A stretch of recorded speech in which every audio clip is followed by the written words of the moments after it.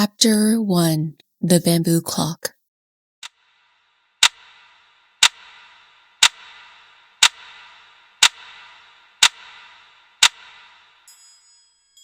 The sun was setting behind the dusty hills of Fresno, casting orange and gold shadows across a small backyard where 16-year-old Thu Yi sat.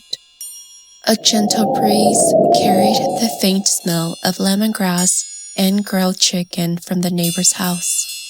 His headphones were in, but he wasn't listening to music. Instead, he stared out at the sky, lost in thoughts that didn't quite belong to him. Thu Yi was Minyamomeka, Hmong American.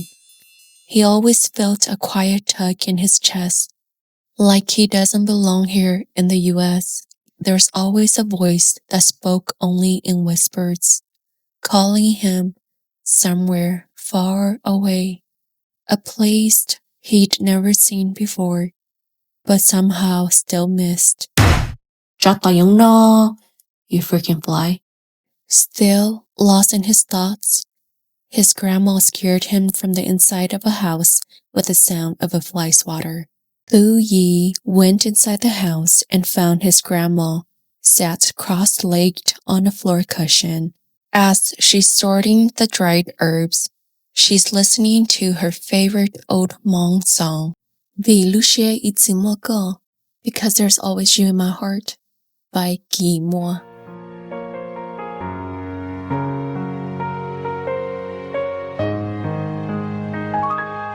Tu cô lo tha ca chi cha tra mu tu cô nhớ tha ca chi cha tra kia nhỏ y plia có rong cô lu xia e có ma li mu po tao ma lo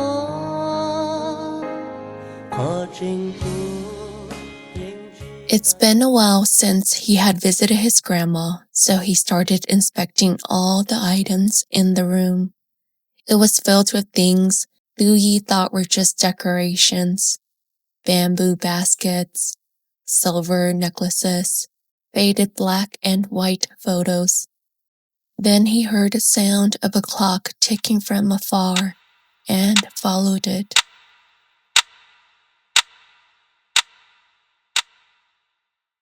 He noticed something on the top shelf, hidden behind a dusty doll, was an odd-looking clock.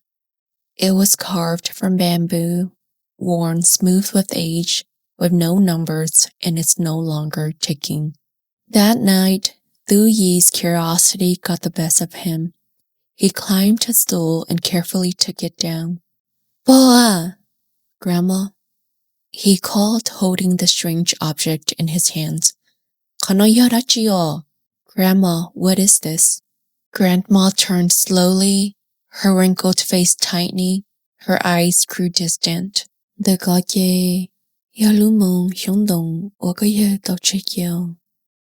is the bamboo clock your grandfather left behind. Taking a deep breath, she waved for Thu Yi to come sit next to her. Vì lưu tế chờ một cái con chó ở tiết tàu kia અંદર lọt chùa. Bây tàu là đê, kia cho thiên nhóc tàu hào hạ sống tàu yên tử. Ứ cô tàu chí tôi xin đánh ủa mỗi lần mong nó cho có giờ. Nếu cô hay đó có giờ hay tìa. Yêu mọi nữ tư, ý linh tư yêu lưu xia xa mù chế.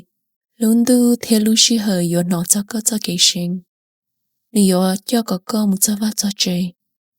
There, we met a shaman who gave your grandpa that watch.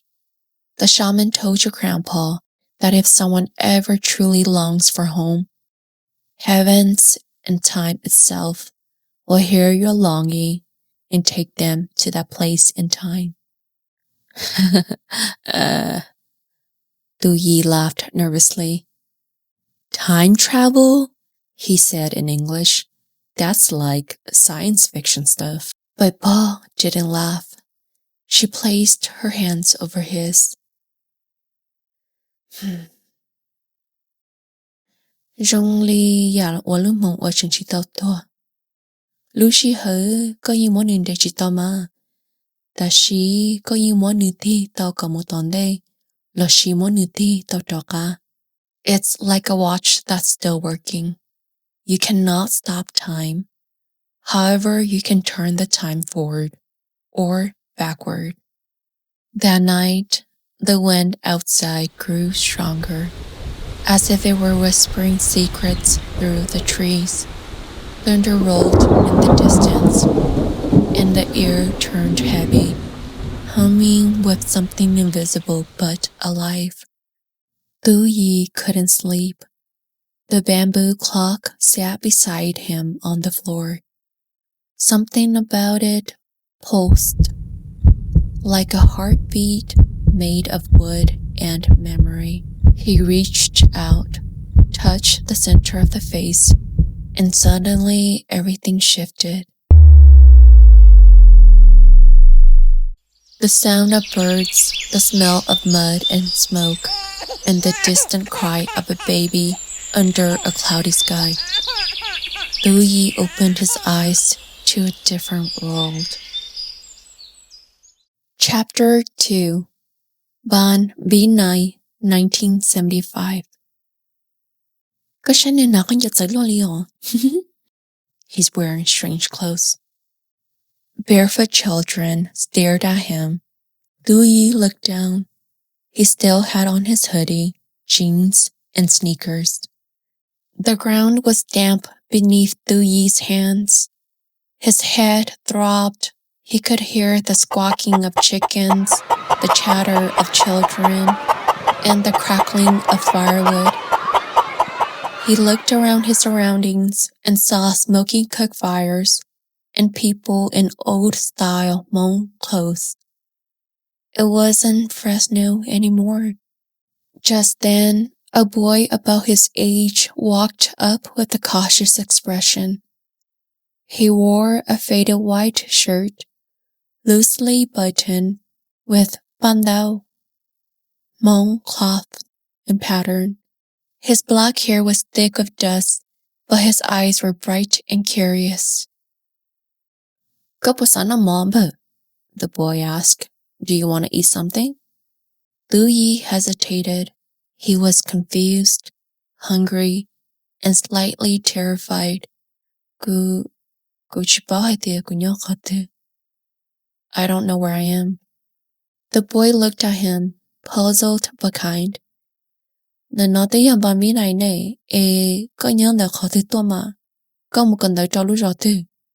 did you come from? What village do you study at? Thinking to himself, Ban Binai? Thu Yi opened his mouth, searching for something to say, but only one truth came out. I'm from a city in America. Thu Yi tried to explain, fumbling through the little Hmong words he knew.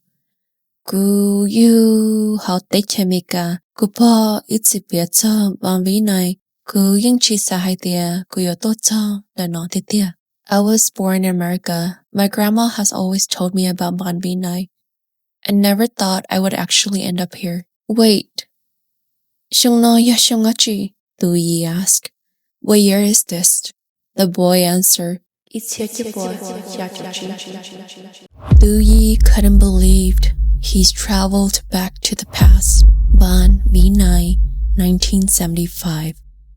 Ban Binai is a refugee camp in Thailand that housed Hmong refugees that fled the Hmong genocide in Laos in 1975. The boy tilted his head, studying him.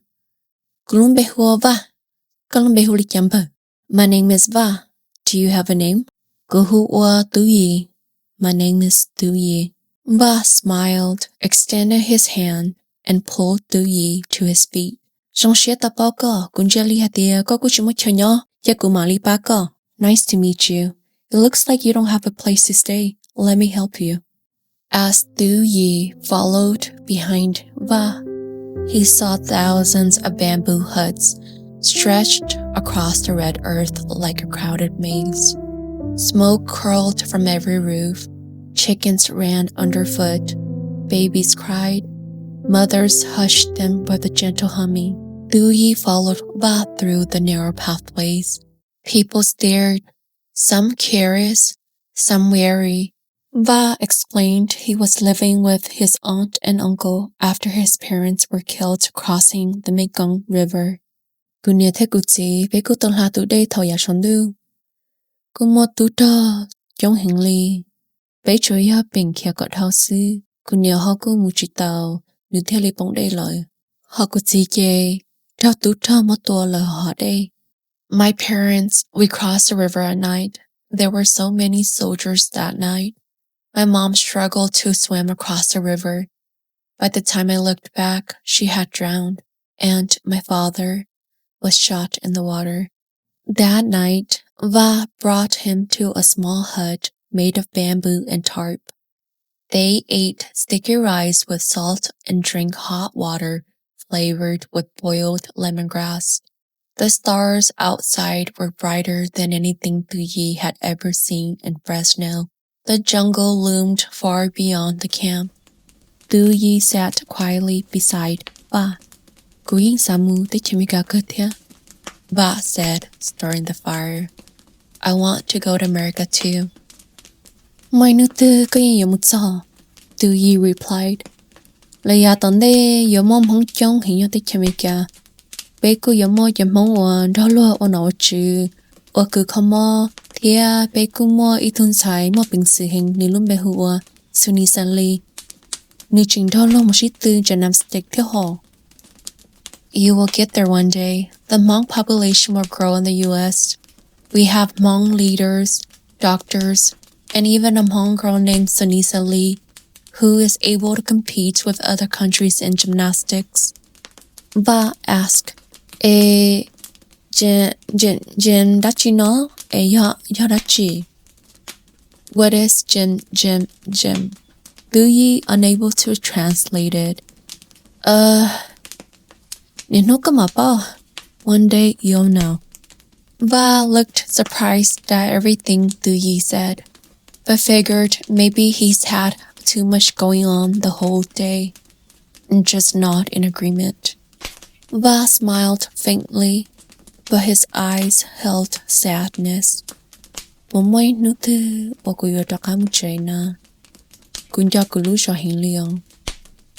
Will I ever get to go home? I miss my village. Duyi didn't answer. He knew too well what history had in store. As he lay under a thin blanket, the wind outside howled like distant spirits. Duyi held the bamboo clock in his back. It was cold, but faintly vibrating. He had found the past, but now the past had also found him. Chapter 3. Becoming Hmong Again.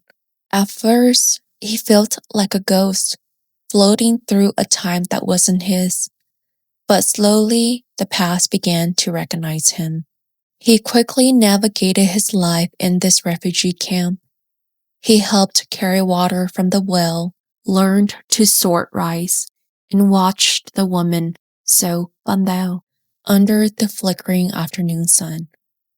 With every task, he started feeling less like an outsider. Va became his closest companion. Together, they climbed hills, picked bitter greens, and listened to the elders speak. Va teased one afternoon as Duyi fumbled to cut bamboo into silvers. Your hands are so soft, dude. Duyi grinned. Vì hai tia cú lo lo, có computer tia, con đời sư, có chỉ bao. I grew up with computers and books, that's why. The two boys laughed. At a small gathering near the fire, the village held a king performance to honor the souls of those who had passed in the jungle. The king's melody rose and fell like distant cries. Grief turned into a song. An old man with white hair and faded tattoos on his arms approached Duyi.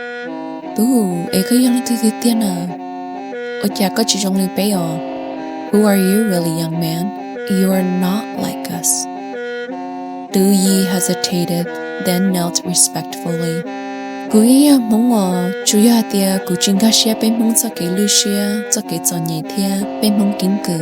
I am Hmong, but I just don't understand our struggles and history.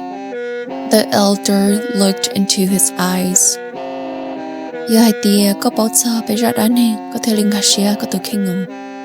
If you know our story, you will truly know yourself. Those words resonated with Du Yi. That's true.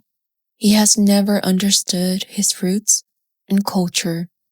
That's why he felt like a part of him was empty and lost. Weeks later, the camp prepared for the Hmong New Year. It wasn't grand, no large tents or loudspeakers, but it was beautiful.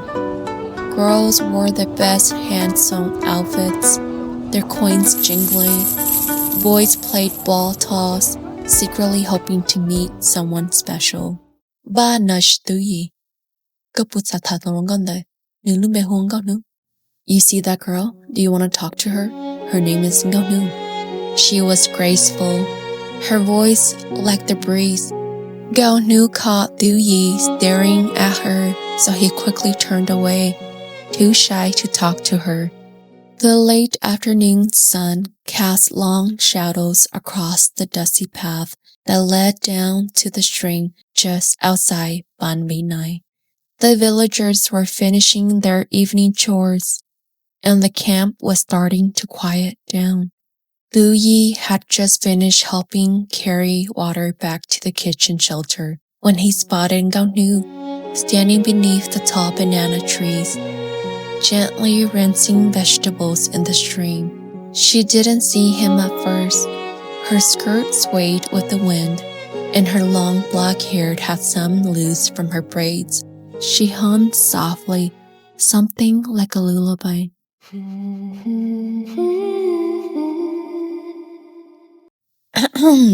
Du Yi cleared his throat. He asked, smiling. Do you still remember me, miss? Ngao Nu looked up, startled, but then her lips curved into a smirk.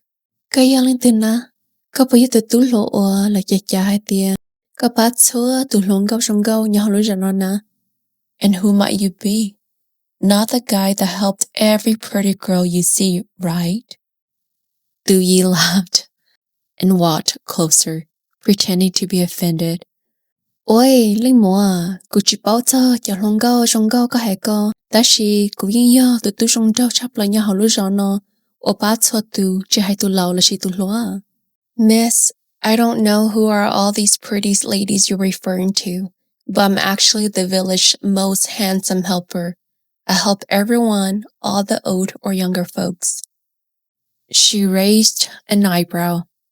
Oh la, yo te con go bỏ lý có hệ con chê. Oh, if you're so diligent, then carry this bucket of water. He stepped closer, his tone softening.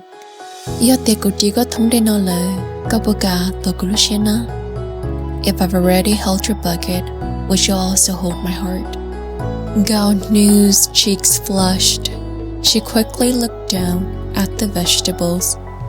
Ngao Nu bit her lip, then looked up into his eyes. For a moment, the sounds of the camp disappeared. All that remained was the wind of the banana leaves, the glint of the water, and the soft rhythm of the two hearts, unsure but eager.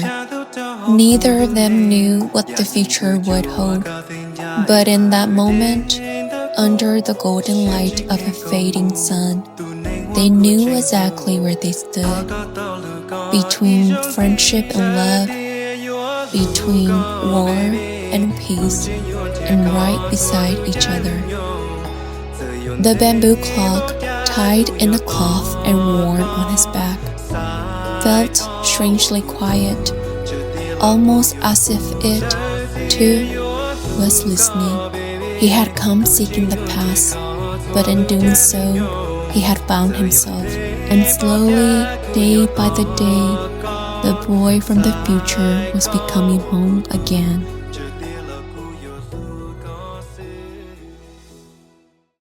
Chapter 4. The Love That Almost Stayed. As Gonu and Du Yi's love grew stronger, so did his fear of returning home. The air in Ban Binai was thick with humidity and secrets. The jungle's breath curled softly through the refugee camp. Du Yi sat beneath a tamarind tree, his bamboo clock beside him, slowly sketching the village with a charcoal nub on handmade paper. Gonu noticed how stressed he's been, so she asked Du Yi what's wrong. He explained everything to her, shocked and in disbelief, but she believed him. Gonu asked,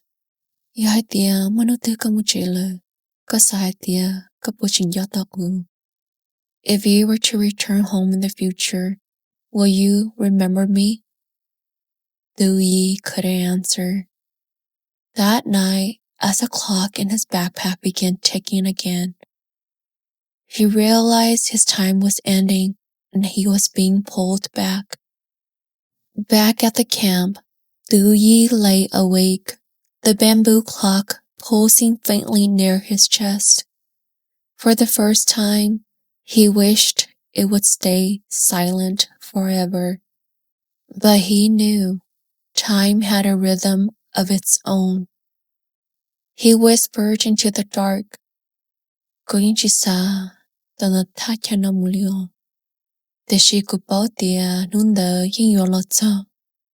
I truly don't want to leave this place, but I know the day will come. And outside, the forest listened. Somewhere in the leaves, something ancient stirred. The morning fog hung low across Ban Binai, and dew glistened on the long blades of grass that lined the rice paddies. Roosters cried out in the distance, and smoke from breakfast fires curled into the sky. It should have been just another quiet morning in the refugee camp, but something was different. Du Yi was gone. In the dim light of the hut, Gonu found the letter first. It was tucked beneath a folded blue Hmong sash, his favorite one, the one she had embroidered with his name in white thread. Her hands trembled as she opened the paper, reading the words silently. Gonu, if you're reading this, it means I am already gone. You asked me before, will you remember me? How could I ever forget you? Your voice still echoes in my heart like a lullaby beneath the stars. Your laugh, your stubborn courage, it will stay with me longer than any memory I had before I came here. But you're my brother in spirit. You're my protector and a friend. You showed me what true loyalty means. You reminded me that the strongest warriors carry not guns, but love for their people. Gonu, you and Va both reminded me of who I am. Not just a boy lost in time, but a son of people who never gave up. I came here with questions about the past, about what it means to be Hmong. Now I leave with answers written on my soul. You taught me that being Hmong isn't about where you're born. It's about where your heart chooses to stand when the world turns its back. It's about singing even where your home is burning.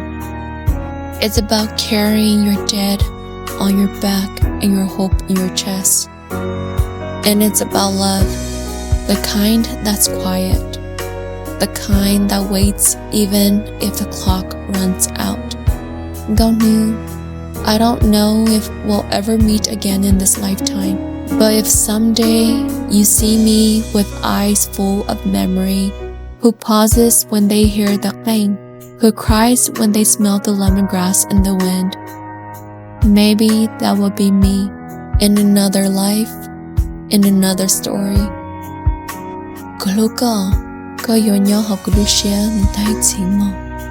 I love you. It will live in my heart forever. Thank you for giving me the past. I promise I will protect the future with it. Dewey.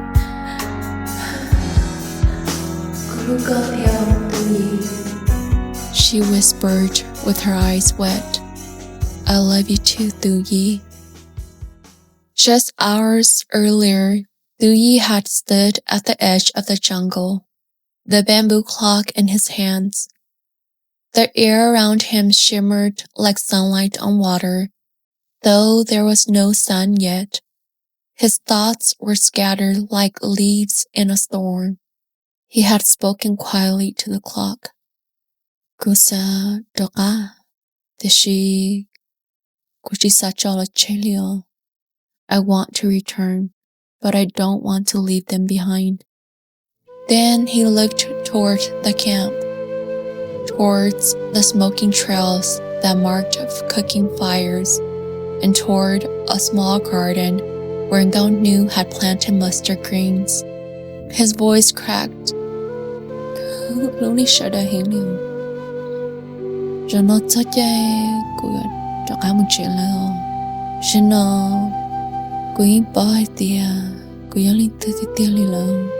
I love all of you guys. It's time for me to go back home. I now know who I am. He wanted to stay and never leave, but he knew the future needed him. The elder stories, the children's songs, the pain and beauty of Ban Vinai. And it was all fading from the world he left behind. He couldn't let it be forgotten, so he whispered one final time, please take me home. And the clock pulsed, the wind howled, and he vanished into time. Later that day, Ngao stood alone at the edge of the field, letter in hand, staring into the trees. She said out loud. Why did you leave without telling me? Ba approached quietly behind her.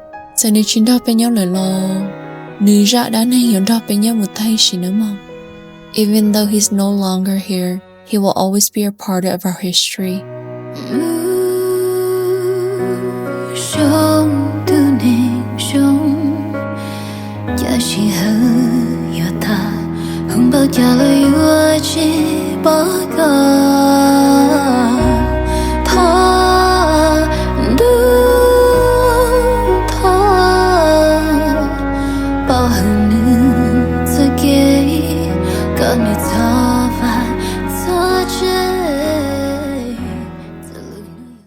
Back in Fresno, the clock dropped with a thud onto the carpeted floor of the room.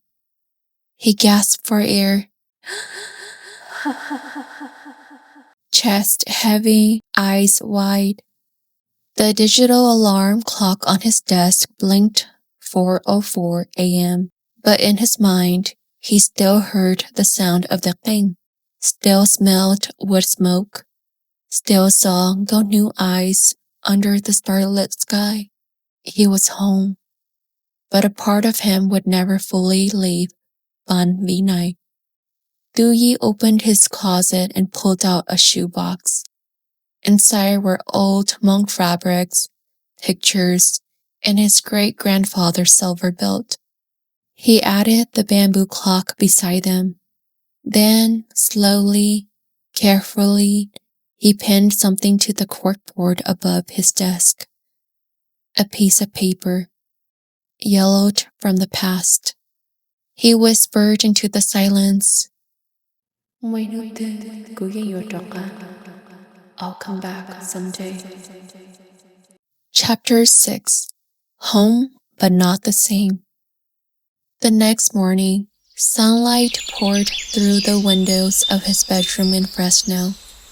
The hum of a lawnmower buzzed faintly in the distance. His sheets smelled of detergent. His posters were back on the walls. Video games, movie heroes, and even a Hmong flag pinned near the door. Lu Yi sat up slowly, pressing his palms into the mattress, as if grounding himself in this world again. The air felt heavier here, quieter and lonelier. He looked at his hands, calloused from weeks of carrying water, chopping wood, and helping build homes in Ban Vinai. He had changed, and yet the world around him hadn't. His bone buds beside the clock, it had a signal, notifications poured in, text messages, missed calls, memes. He stared at them blankly and swiped them away. When he stepped out of the room, Ba was already up, boiling rice porridge in the kitchen. She turned, startled. Are you okay, Tu Yi?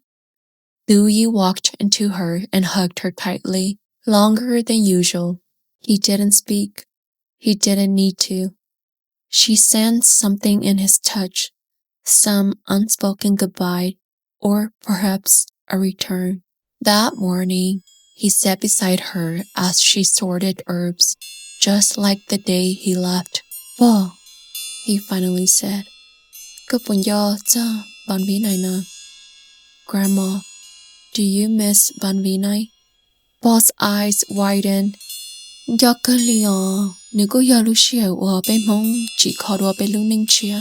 Of course, it was a time our Hmong people had to rebuild our lives. Lu Yi stared down at his hands. She looked at his hand and didn't question him. Instead, she gently placed her hands over his. The weeks that followed were strange. He went back to school, but he no longer laughed at TikToks or complained about cafeteria pizza. Instead, he asked his history teacher about Southeast Asia. He requested to do his senior project on Hmong refugee journeys.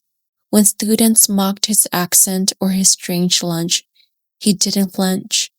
He wore a bandao sash stitched by his grandma to class on Hmong New Year, even if no one else did. And every Sunday, he and his ba went to the Hmong temple, where elders shared stories under the shade of oak trees.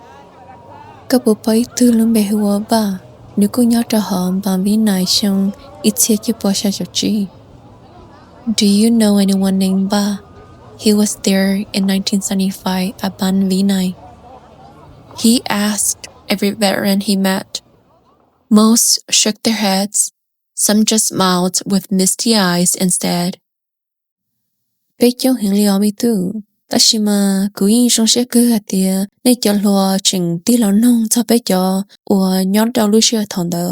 There were so many of us, but it's a good thing to see the young ones like you who still remembered about us. Lu Yi never found Va or Gonu. But one day, at a community storytelling event, he watched a little girl playing ball toss with her grandma. Her coins jingled with every step. Her laughter, soft, bright, and familiar, echoed through the hall. And when the grandma smiled, Lu Yi saw her. Gonu. Older now, wrinkled, strong, but it was her. He didn't speak, he didn't need to. Because in that little girl's eyes, he saw the continuation of everything Ban Vinai had been. Not just survival, not just pain, but joy, spirit, and legacy. He smiled quietly and walked away.